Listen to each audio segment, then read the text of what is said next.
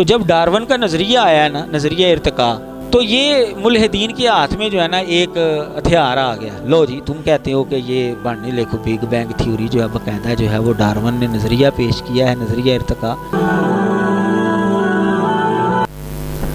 الحاد پھیلنے کی ایک وجہ یہ بھی ہے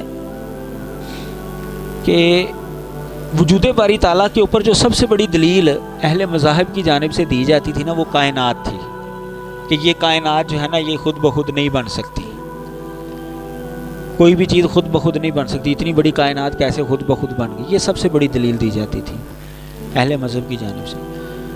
تو جب ڈارون کا نظریہ آیا نا، نظریہ ارتقاء، تو جس کو بگ بینگ تھیوری کہا جاتا ہے، تو یہ ملحدین کے ہاتھ میں جو ہے نا ایک ہتھیار آ گیا. لو جی تم کہتے ہو کہ یہ بڑھنے لکھو بگ بینگ تھیوری جو ہے باقاعدہ جو ہے وہ ڈارون نے نظریہ پیش کیا ہے، نظریہ ارتقاء، کہ یہ دھماکہ ہوا ہے اور دھماکے سے جو ہے نا یہ مارز وجود کے اندر آئی ہے کائنات، کیوں نہیں بن سکتی.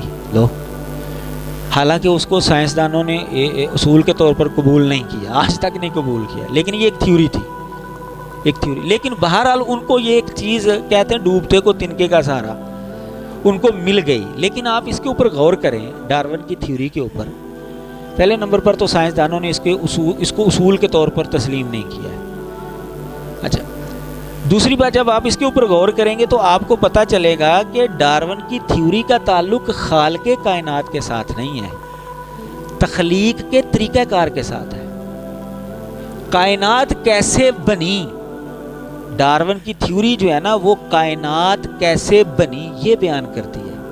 کائنات کس نے بنائی یہ اس کے موضوع کا حصہ نہیں ہے. یہ صرف انہوں نے ایک طفل تسلی جو ہے نا وہ اپنے آپ کو دی ہوئی ہے کہ جی حل ہو گیا جی مسئلہ، کائنات جو ہے وہ کس نے بنائی ہے، جی ایسے بنی ہے. بھائی یہ تو بتا رہا ہے کہ ایسے بنی ہے، اب وہ بنی کیسے ہے وہ ایک الگ بحث ہے. لیکن بہرحال اس کی تھیوری کو اگر آپ دیکھیں تو وہاں پر نظریہ ارتقاء کیا ہے، کائنات کے بننے کا طریقہ کار. اگر آپ کو طریقہ کار کا پتہ چل جائے تو اس کا مطلب یہ تو نہیں کہ اس کو بنانے والا کوئی نہیں ہے.